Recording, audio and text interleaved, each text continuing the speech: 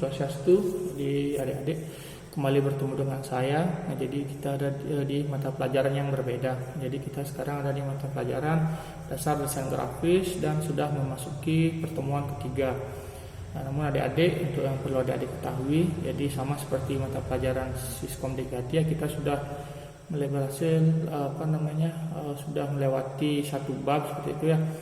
Satu bab yang kemarin ya. Jadi ini kita sudah masuk ke bab yang berbeda. Di kemarin itu kita sudah sudah mempelajari unsur-unsur tata letak. Kita sudah mempelajari unsur dan fungsi warna RGB dan CMK. Nah, maka dari itu rencana minggu depan atau kapan saya akan mengadakan evaluasi atau ulangan ya. Jadi bisa saya katakan saya akan mengadakan ulangan khusus untuk dua materi yang kita bahas di pertemuan kemarin. Jadi itu kita sekarang sudah melanjut ke bab yang baru atau materi yang baru. Nah, jadi silakan untuk minggu depan itu dipersiapkan adik-adik ya. Jadi dipersiapkan, kita akan ulangan terlebih dahulu, ulangan untuk materi sebelumnya atau materi yang kemarin, pertemuan yang kemarin, kemudian lanjut dengan lanjutan dari materi yang sekarang kita bahas ya, seperti itu. Jadi itu silakan pelajari dengan baik ya, itu materi unsur-unsur tata letak, kemudian materi kemarin itu ada warna RGB dan CMK, jadi silakan dipelajari dengan baik untuk persiapan minggu depan. Nah, kemudian kita lanjut. Jadi pada pertemuan ketiga dasar desain grafis ini, sebagaimana saya katakan, bisa dikatakan kita sudah melangkah ke materi yang baru, ke KD, termasuk KD yang baru juga. Jadi kita akan membahas yang namanya prinsip-prinsip tata letak. Jadi berbeda dengan yang kemarin ya. Yang kemarin itu kita bahas unsur-unsur. Jadi apa-apa saja yang ada dalam sebuah tata letak, ataupun apa saja yang unsur apa saja yang ada dalam desain. Kemudian di sini ada yang namanya prinsip ya. Prinsip dan unsur itu berbeda. Jadi prinsip ini bisa dikatakan sebagai aturan atau pegangan, seperti itu yang namanya prinsip. Ya, kalau kalian pernah dengar kata prinsip ya, itulah, jadi itu namanya pegangan atau aturan, seperti itu saya bilang biar gampang. Nah, kemudian untuk kali ini itu sudah masuk ke KD yang baru, itu sama KD 3.3 dan 4.3. Nah, jadi berikut dengan tujuan pembelajarannya. Oke, lanjut. Nah, yang pertama kita harus membahas yang namanya layout. Jadi kalau layout ini itu bisa diartikan juga sebagai tata letak. Nah, jadi hari ini kita akan mempelajari prinsip-prinsip yang ada atau prinsip-prinsip ketika kita ingin membuat sebuah tata letak atau membuat sebuah layout. Nah, jadi adik-adik bisa lihat di sini, layout jika diterjemahkan itu berarti tata letak. Nah, ketika kita membuat sebuah layout itu berarti kita sedang melakukan kegiatan menyusun, menata, ataupun mengkombinasikan dari unsur-unsur komunikasi grafis atau unsur-unsur yang kemarin kita bahas. Itu ada teks, ada bidang, ada gambar dan sebagainya. Namun secara umum prinsip-prinsip penyusunan sebuah layout atau tata letak itu terdiri dari beberapa komponen. Nah, di mana penerapannya kita dapat menggabungkan prinsip-prinsip itu atau menggunakan salah satunya saja. Jadi itu terserah kreativitas kita untuk membuat layout yang menarik. Nah, mungkin sebagai contoh, adik-adik bisa lihat di sini ya. Jadi layout sebuah surat kabar. Ya, jadi di sini mungkin ada gambar, di sini ada teks, di sini ada gambar lagi. Kemudian ada pemisah-pemisah, kemudian ada gambar lagi, ada gambar, ada teks, ada perpaduan warna, ada warna putih tentunya kalau biasanya di surat kabar dan lain-lainnya. Jadi ini sebuah contoh layout atau tata letak surat kabar. Mungkin contoh lain, kalau ketika saya baru masuk ke sini saya melihat ada majalah dinding ya di multimedia. Itu mungkin karya kalian ya. Jadi contohnya seperti itu ya. Jadi cobalah buat sebuah layout majalah dinding. Nah, jadi di sebelah atas itu ada rubrik opini, di bawah ada rubrik humor, ada rubrik cerita pendek ya. Itu seperti itu kurang lebih adik-adik. Jadi kita menyusun di mana kita mau meletakkan rubrik-rubrik ini. Kenapa rubrik ini ditaruh di atas, kenapa yang ini ditaruh di bawah. Nah, itu bisa dikatakan kita sedang membuat atau menyusun sebuah tata letak atau membuat sebuah layout, seperti itulah sebagai contoh. Nah, kemudian adapun prinsip-prinsip tata letak yang akan kita bahas di pertemuan kali ini, itu yang pertama ada namanya proporsi, ada namanya irama, ada namanya keseimbangan, ada namanya kontras, dan ada yang namanya kesatuan. Oke, baik, kita lanjut. Nah, kita sudah melangkah ke yang pertama, itu ada yang namanya proporsi. Adik-adik bisa lihat di sini proporsi atau kesebandingan, ya ada kata sebanding atau setara. Jadi adalah perbandingan ukuran yang digunakan untuk menghasilkan perbandingan yang dianggap tepat. Jadi tujuannya di sini adalah membuat sebuah perbandingan dari sebuah objek.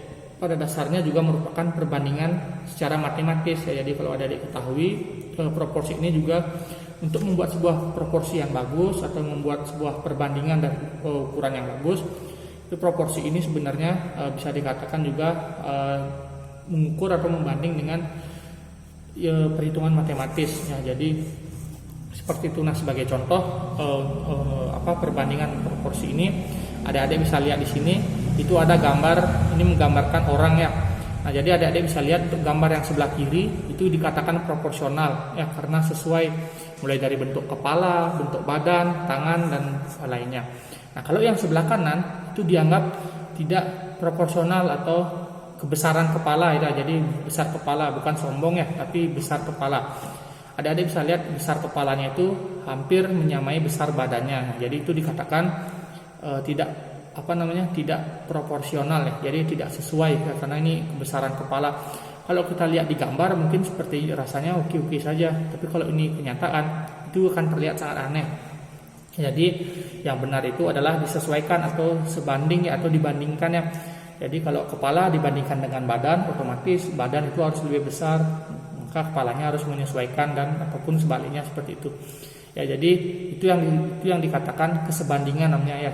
Jadi perbandingan itu yang dikatakan proporsional, sesuai seperti itu. Nah, salah satu ada beragam teori ataupun metode ataupun teknik untuk mengukur proporsional dari sebuah objek. Namun salah satu teori ataupun metode yang terkenal itu ada yang namanya the golden mean atau the golden ratio ya. Jadi proporsi ini digunakan atau proporsi ini merupakan perbandingan antara bentuk elemen besar dengan elemen kecil. Nah, kalau kalian ketahui the golden ratio ini itu sering digunakan dalam membuat logo-logo, terutama di perusahaan-perusahaan besar. Di sini kalian bisa lihat itu ada logo Google yang kalian sering lihat sehari-hari, itu juga menerapkan the golden ratio. Nah, di mana itu diukur menggunakan seperti tadi ada elemen yang besar, elemen yang kecil, jadi seperti itu. Nah, kemudian di sini kalian lihat ini media sosial Twitter ya, sama dia juga menggunakan yang namanya golden ratio. Jadi dibuat lingkaran. Kemudian dari lingkaran tersebut itu disusun sebuah logo ya, logonya itu logo Twitter kalau kalian lihat. Sama ini termasuk logo Apple Makepak, atau kita taunya Apple seperti yang keren lah, logo iPhone gitu ya. Jadi seperti itu ya. Jadi perusahaan-perusahaan besar ini banyak sekali yang menerapkan teori dari the golden ratio atau the golden mean ini untuk membuat logo perusahaannya, sehingga logo yang dihasilkan itu dapat dikatakan sebagai logo yang proporsional seperti itu. Nah, kemudian proporsi pada sebuah desain itu dikatakan memegang peranan yang penting adik-adik ya, dimana ketika seorang desainer salah dalam menerapkan proporsi seperti tadi gambar manusia kepalanya kebesaran, itu tentu tidak menarik di mata orang-orang. Jadi rasanya ada yang tidak sesuai itu. Jadi di sanalah pentingnya peran proporsi. Next kita lanjut. Itu ada yang namanya irama atau rintim. Jadi kalau kalian ketahui ya, jadi irama ini ternyata tidak hanya ada di musik saja ya, untuk kalian yang suka musik. Jadi irama tidak hanya ada di musik saja, tapi di desain grafis pun kita menerapkan yang namanya irama atau prinsip irama. Nah, di sini kalian bisa lihat, jadi irama secara umum dapat diartikan sebagai perulangan gerak yang teratur dan terus-menerus. Dalam sebuah desain grafis, irama merupakan pengulangan dari penggunaan unsur-unsur visual, entah pengulangan menggunakan garis, bidang, bentuk, warna dan lain-lain dengan jarak tertentu yang menciptakan pola atau tekstur pada desain. Adik-adik bisa lihat di sini sebagai contoh, di gambar yang pertama ini gambar cerobong asap ya. Jadi itu membentuk sebuah asapnya itu membentuk, saya katakan membentuk sesuatu ya, kemudian diulang-ulang seperti itu dengan cerobong asap yang lain. Ini membentuk sebuah irama namanya adik-adik ya. Jadi ini adik-adik bisa lihat ya, irama. Kemudian dikombinasikan dengan warna-warna yang berbeda, jadi ada selang-saling dia, jadi ada putih, saya lihat di sini di layar saya itu kelihatan kuning atau hijau, kemudian putih lagi, warna lain lagi, dan begitu seterusnya. Jadi dia membentuk sebuah irama, adik-adik. Ataupun gambar yang kedua, gambar dari ini bisa saya katakan ini profil perusahaan atau CV mungkin. Jadi bisa sebagai contoh. Jadi desainnya sama, layoutnya sama, namun dia dikombinasikan dengan warna-warna yang berbeda. Ya, jadi diulang-ulang seperti itu. Yang ini putih, yang ini pakai hitam, dan saling menyesuaikan. Jadi itulah unsur irama namanya. Ya, adik-adik ya. Jadi pengulangan dari penggunaan sebuah bentuk ataupun bidang, garis dan lainnya. Jadi diulang, digunakan, diatur jaraknya dan sebagainya. Nah, pengulangan atau mengulangi unsur serupa tadi yang saya katakan, dan variasi dari bentuk itu, variasi dari bentuk, ukuran, posisi atau elemen itu adalah kunci, salah satu kunci untuk menciptakan yang namanya visual ritme atau visual tampilan yang menarik seperti itulah. Jadi disinilah peran sebuah irama ya. Jadi kita enak melihatnya seperti itu. Oke, next itu ada yang namanya keseimbangan atau di sini istilah bahasa Inggrisnya namanya balance ya. Jadi adik-adik bisa lihat di sini, itu balance dalam desain grafis merupakan pembagian yang sama berat, ya seimbang, pembagian yang seimbang. Sama berat baik secara visual. Ya, jadi berat itu tidak hanya yang kita rasakan ketika kita mengangkat sesuatu, jadi secara visual pun kita juga perlu menerapkan yang namanya keseimbangan. Nah, secara optis atau secara yang kita lihat secara langsung. Nah, balance dibutuhkan untuk menciptakan desain yang komunikatif dan memiliki estetika yang baik. Nah, jadi adik-adik bisa lihat misalkan di sini ada poster film ya. Jadi poster film untuk adik ketahui ada dua jenis keseimbangan, mohon maaf. Jadi kita bahas ini dulu. Yang pertama itu ada namanya keseimbangan simetris. Itu dikatakan merupakan susunan dari elemen agar merata kiri dan kanan itu secara seimbang.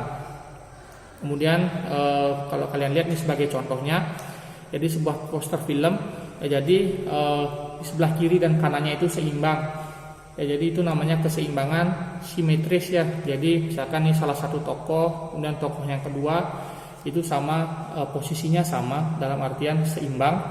Jadi di tengah-tengahnya ada judul filmnya seperti itu. Jadi seimbang dia, seimbang secara simetris. Nah, itu atau keseimbangan simetris juga sering disebut sebagai keseimbangan yang formal. Nah, kemudian yang kedua adalah keseimbangan asimetris, jadi lawan dari keseimbangan simetris. Jadi merupakan pengaturan yang berbeda dengan berat benda yang sama di setiap sisi halaman. Itu adik-adik bisa lihat di contoh poster film yang kedua. Jadi dia itu membentuk yang namanya keseimbangan asimetris. Jadi ini dua contoh dari sebuah hasil produk desain grafis yang menerapkan prinsip keseimbangan gitu. Oke, kita lanjut. Nah, itu ada yang namanya kontras. Ya, jadi kontras bisa adik-adik lihat di sini. Kontras itu merupakan prinsip yang bertujuan untuk membuat sebuah desain yang tampak sama, namun bertujuan untuk membuat salah satu bidang atau salah satu objek itu agar terlihat lebih menonjol dari objek yang lain. Terdapat beberapa jenis kontras, itu kalian bisa lihat ada namanya kontras tipografi, kontras posisi, kontras bentuk, dan kontras warna ya. Biasanya kita melihat kontras warna lah yang biasa kita lihat ya kalau misalkan kita lihat sehari-hari.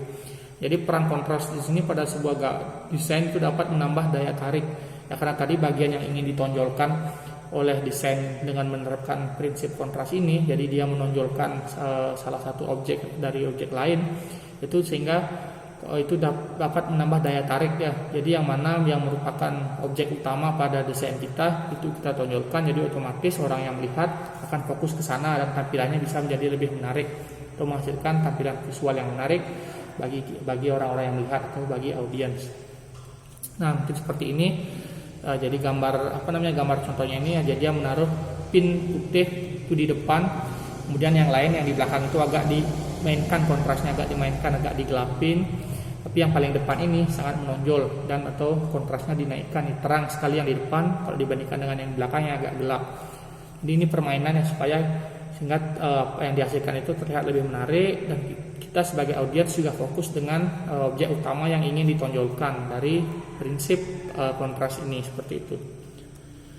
Itu ada selanjutnya itu ada yang namanya kesatuan atau unity. Nah, jadi Unity adalah sebuah ukuran seberapa baik elemen dari sebuah desain itu bekerja sama menciptakan keselarasan atau kesatuan. Nah, prinsip di sini dikatakan prinsip Unity itu dapat membantu semua elemen bersatu padu. Jadi tujuannya membuat semua elemen yang ada pada sebuah desain itu bersatu padu dan menghasilkan tema yang kuat serta menciptakan sebuah hubungan yang saling mengikat. Adik-adik bisa lihat di sini ya. Jadi ini ada saya katakan brosur atau ajakan. Ya, jadi Bike Expo dan Bike Expo New York ya. Jadi ini dua gambar yang berbeda. Ini sebenarnya dua gambar yang berbeda. Yang satu merupakan gambar ban sepeda, kemudian yang satu merupakan gambar terowongan bawah tanah atau mungkin saya katakan gorong-gorong di kota New York ya. Jadi ini gambarnya disatukan. Kemudian itu gambar ini disatukan dan membentuk sebuah kesatuan. Nah, jadi adik-adik bisa lihat di sini gambarnya itu bisa nyatu dan tentu bagi kita yang melihat ini sangat menarik, kreatif seperti itu. Jadi dua gambar yang berbeda itu ketika menerapkan prinsip kesatuan atau Unity ini, jadi membentuk sebuah kesatuan, dia selaras. Saya katakan selaras ya. Jadi itu terlihat sangat menarik. Nah, inilah contohnya seperti itu. Nah, kesatuan sangatlah penting pada desain grafis. Apabila desain yang Anda buat tidak memiliki kesatuan yang kuat, maka komunikasinya dapat terhambat. Nah, sebagaimana kita ketahui, salah satu tujuan desain grafis itu adalah mengkomunikasikan ya. Jadi menyampaikan sebuah informasi atau berkomunikasi dengan si audiens mengenai tujuan dari si pembuat desain ini. Nah, maka kesatuan ini sangat penting adik-adik untuk menyampaikan tujuan atau informasi yang ada pada sebuah desain grafis kepada orang yang melihat. Nah, prinsip Unity atau prinsip kesatuan ini itu mengikat setiap elemen yang ada pada desain sehingga memiliki desain yang fokus dan tujuannya jelas seperti itu. Jadi sangat sama-sama penting untuk semua prinsip yang ada. Nah, yang terakhir itu ada namanya harmoni. Ya, jadi kita umpamakan dalam sebuah hubungan, kalau kalian punya pacar, itu kalian dan pacar kalian itu harmonis ya. Jadi itu akan tercipta hubungan yang baik. Nah, jadi sama juga dengan desain ya. Jadi di sini dikatakan harmoni atau disebut juga keserasian ya, serasi. Jadi merupakan prinsip desain yang diartikan sebagai teratur tatanan di antara bagian suatu karya. Nah, keserasian merupakan suatu bentuk pola untuk memenuhi kaidah estetik keindahan serta mengutamakan aspek keselarasan dan kepantasan. Nah, bentuk atau unsur yang diatur dengan mengulang sedikit kemiripan akan memberi kesan adanya gerakan animasi. Jadi ini juga ada pengulangan pada harmoni ini, mengulang objek-objek yang sama, namun objeknya ini juga ada perbedaan mungkin dari warna, dari ketebalan dan lainnya. Yang misalkan sebagai contoh di sini, ini bisa saya katakan sebuah background atau gambar desain ya. Jadi dia mengulang bentuknya bulat. Kemudian diulang lagi di sampingnya ada bulat yang lebih kecil, berbeda ukuran, namun beda ukuran, beda warna. Di belakangnya ditambah lagi atau diulangi lagi menggunakan bentuk bulat dan sebagainya, sehingga pengulangan dari penggunaan objek atau penggunaan bidang atau penggunaan bentuk yang dia pakai, atau juga penggunaan warna dan lainnya, itu membentuk sebuah harmoni, membentuk sebuah keserasian pada desain yang dibuat. Nah, jadi itu untuk prinsip harmoni. Nah, mungkin sekian dari materi prinsip-prinsip desain yang kita bahas kali ini. Sama juga dengan mata pelajaran tadi ya, mata pelajaran yang sebelumnya itu saya juga memberikan tugas belajar mandiri ya. Jadi apa yang harus kalian pelajari di rumah. Nah, jadi yang pertama itu berdasarkan materi yang telah saya berikan atau materi yang telah diberikan, jadi silakan cari informasi lebih dalam atau pelajari kembali terkait dengan prinsip-prinsip tata letak prinsip-prinsip terletak pada sebuah desain. Jadi diperdalam lagi, kalian bisa cari berbagai sumber, itu bisa cari di YouTube, cari di buku, atau cari di e-book, cari di internet, silakan. Jadi dipelajari lagi lebih dalam, cari lagi contoh-contoh yang lain yang lebih menarik itu pada penerapan prinsip-prinsip pada sebuah desain. Nah, kemudian yang kedua adik-adik ya, jadi saya meminta adik-adik untuk belajar maksudnya di sini mencari informasi dan belajar tutorial ya. Tutorial saya nonton saja tutorial agar kalian tahu. Jadi cara menggunakan perangkat lunak pengolah gambar. Jadi pengolah gambar di sini kita pakai yang namanya Corel Draw. Untuk di laptop itu wajib. Jadi kalian wajib nonton tutorial Corel Draw ya, minimal versi X7 ya, atau versi lainnya wajib, tapi saya sarankan minimal menggunakan versi X7 ya, karena semakin baru versi dari software ini itu semakin bagus fiturnya. Dan silakan itu wajib, itu untuk di Windows atau di perangkat laptop. Nah, untuk di HP itu kalian bisa install untuk praktek di rumah ya, untuk iseng-iseng coba. Itu kalian bisa coba Canva. Saya kira Canva tidak asing untuk kalian ya. Mungkin beberapa sering buat sesuatu di Canva. Ada yang namanya Ibis Paint X, ada yang PixArt saya kira sering kalian gunakan juga untuk edit foto kalian dan sebagainya itu. Jadi silakan untuk di HP ya, tapi yang saya itu boleh kalian pilih atau gimana, atau mau pelajari semua juga boleh, tapi yang pasti yang saya wajibkan itu kalian wajib berkenalan atau wajib mencari informasi dan wajib nonton tutorial dari Corel Draw ini ya, karena nanti setelah PPKM berakhir kita bisa praktek dan nanti kita akan banyak menggunakan Corel Draw seperti itu adik-adik ya. Memang ada banyak jenis software ya, tapi sesuai kita untuk Corel Draw ini itu bisa memenuhi semua keperluan kita terkait dengan belajar desain. Dan juga kalau orang-orang desain grafis itu sering sekali juga dia pakai Corel Draw, mungkin seperti itu. Jadi silakan itu dipelajari. Kemudian jangan lupa saya ingatkan lagi bahwa untuk semua mata pelajaran saya ya, karena kita sudah kurang lebih sudah melalui satu bab, sebagian besar sudah melalui satu bab. Jadi di 2 pertemuan sebelumnya kemarin itu sudah banyak yang melalui satu bab. Itu rencana saya akan mengadakan ulangan mulai dari Siskomdik, kemudian dasar desain grafis dan yang lain, mata pelajaran lain yang sudah melalui satu bab. Terus silakan adik-adik pelajari materi-materi sebelumnya. Yang materi 2 pertemuan kemarin itu dipelajari lagi, dicari informasi lebih banyak lagi. Kemudian Astungkare, kalau tidak ada halangan, itu kita minggu depan kita adakan ulangan dulu sebentar ya. Kemudian lanjut dengan pemberian materi atau pembahasan materi kali ini lebih sedikit. Seperti itu adik-adik. Jadi sekian dari yang bisa saya sampaikan. Kalau ada kekurangan saya